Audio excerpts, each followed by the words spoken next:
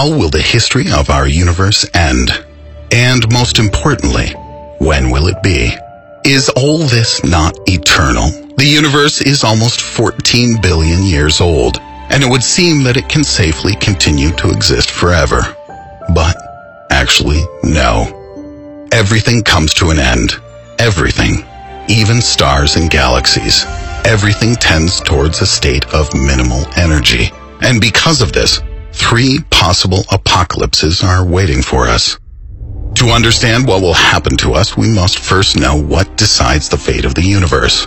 Meet dark energy. In 1998, scientists observed a new supernova, a Type 1a supernova, what's known as a standard candle in cosmology, used to measure great distances. The brightness of the explosion of such stars is almost always the same. So, measuring the brightness of the explosion as seen from Earth, one can determine the distance to the place where it occurred. There's another way to determine huge distances, using something called the redshift method. The details are a little hard to explain, but briefly, as the light from a distant object flies towards the Earth, it gradually shifts to the red part of the spectrum. So, measuring the redness of light from distant galaxies, one can determine how far they are from us. According to the first method, the new supernova was 7 billion light-years away, and according to the second method, 12 billion light-years away.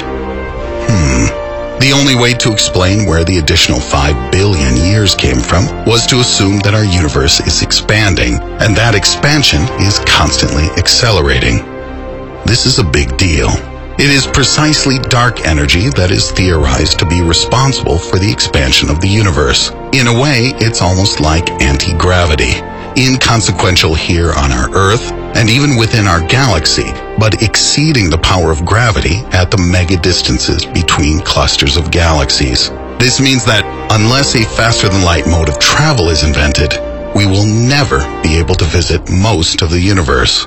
We'll be limited to our local group of galaxies, which includes the Milky Way, the Andromeda Galaxy, and several tens of dwarf galaxies such as the Magellanic Clouds. Even if you sat down right now in a ship that could travel at close to the speed of light, you could never leave the local group.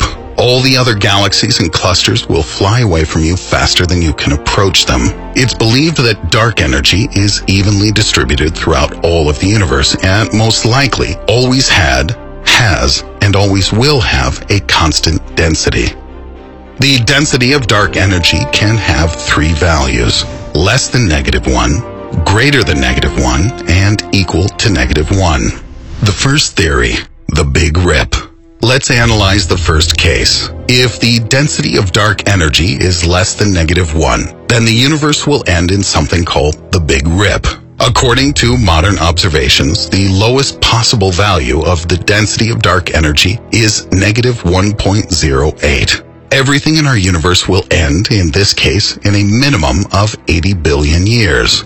All observable objects, except for our galaxies, the local group, will fly away from us, all the while accelerating, until the speed of this expansion itself reaches the speed of light, after which we won't be able to see anything beyond our cluster. The first most distant groups of galaxies will begin to disappear in about 10 billion years. The nearest will cease to be visible after about 60 billion years. 200 million years before the rip, our local group will begin to disintegrate. As a side note, at that time there will be a new, larger combo galaxy here, the result of the collision and merger of our Milky Way and Andromeda, and about a dozen other small galaxies that manage not to get merged, but are in orbit around it. 60 million years before the Big Rip, this new galaxy, which scientists propose calling Melomedes, will begin to lose stars from its periphery, and will completely disintegrate in another 40 million years. Solar systems will begin to disintegrate a few months before the end. The remnants of our solar system will stop spinning around the corpse of the sun, now a white dwarf, and will fly into the rapidly expanding universe about 3 months before the end. The planets will be broken about an hour before the end, and the basis of our world, the very atoms it consists of, will be destroyed in a nanosecond just before the final tear. Only non-composite particle points, elementary particles such as electrons, quarks, and gluons, will remain from the wild and unimaginable diversity of what was once the universe. They will never collide again and will form nothing new. Each elementary particle will move away from every other one faster than the speed of light. Nothing more will happen. Never. Ever. The second theory, the Big Crunch. If the density of dark energy is more than -1, then tens of billions of years from now, the force of gravity will win, and the history of the universe will end with a little more fun. By the way, this theory is the least likely, but we still don't fully understand how dark energy works, so the Big Crunch still remains possible. Due to the fact that the properties of dark energy are not fully known, it's impossible to name even approximately how much time we have left in this scenario for the end of the universe. You can only describe the events that come before the end, without being exactly tied to time. First of all, it should be noted that not only all of the galaxies, superclusters, and all that other fun stuff will converge, but that the size of the universe itself will shrink. When it decreases 5 times from its current state to a diameter of 20 billion light years, all the aggregate star stuff will merge into one supercluster, with the galaxies being the constituent elements of the cluster. They will remain, they will still spin around each other and collide, but they will not be separated by overwhelming distances. Unlike the previous version of the development of the universe, in this one you can reach any place, anywhere you want to go, if moving at near light speed. When the universe shrinks to 1 billion light years across, the superclusters merge into one giant galaxy, and the cosmic microwave background temperature will reach 32 degrees Fahrenheit.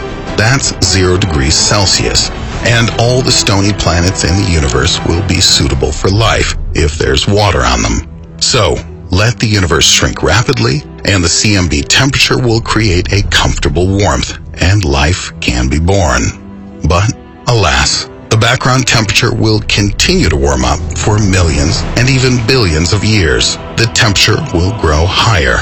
Space will become smaller and smaller, until finally, even atoms will split and disintegrate. Everything will return to a state like that before the Big Bang. In the end, the universe will finally consist of one micro-singular mass of infinite temperature and density. What happens next cannot be predicted. Modern physical laws don't apply in such a place, but it is possible that the Big Bang will happen again, creating a new universe. The third theory, heat death. If the density of dark energy is precisely 1, the universe will slowly but infinitely expand at a constant rate. Clusters of galaxies will forever fly apart, but objects within the clusters will forever remain gravitationally bound. After a few tens of billions of years, the galaxies will exhaust their supplies of dust and gas from which stars form. The main sources of light will be long-lived red dwarfs, small, dull stars, often only 1/10 as light as our sun. After about 10 trillion years, the last red dwarfs will cease to glow and turn into black dwarfs. The universe will plunge into darkness, only here and there illuminated by the remnants of its former greatness, even dimmer neutron stars and white dwarfs. Gradually, all matter will be absorbed by black holes, which will grow to unimaginable sizes for trillions of years. Hundreds of trillions and trillions of years will pass until the black holes evaporate due to Hawking radiation. This happens because photons, with a very low probability, can escape beyond the event horizon of a black hole. Over a long enough period of time, black holes evaporate, leaving only photons and quarks and electrons in the universe. Occasionally, the electrons and positrons will combine into positronium atoms and then immediately annihilate. Thermal death has come. If this all sounds a little frightening, don't worry.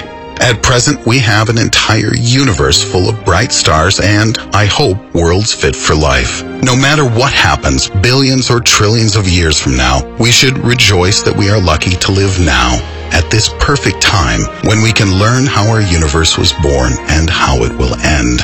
We can observe the universe in all its grandiose beauty right here, right now, and it is wonderful.